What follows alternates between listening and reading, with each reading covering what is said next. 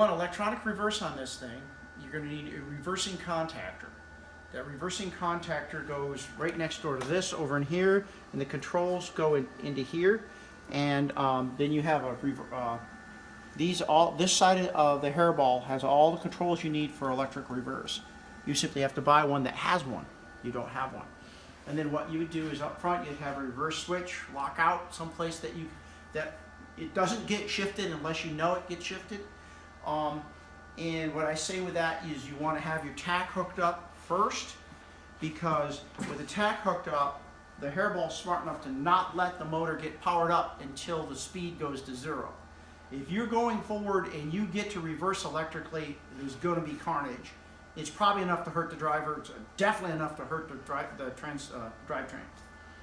So, is there a known part number for a reverse contactor? SW202 reversing contactor from Albright is the standard by which most of us use.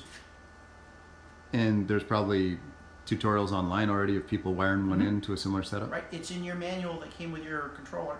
Wonderful. Which is sitting on the driver's side of my truck.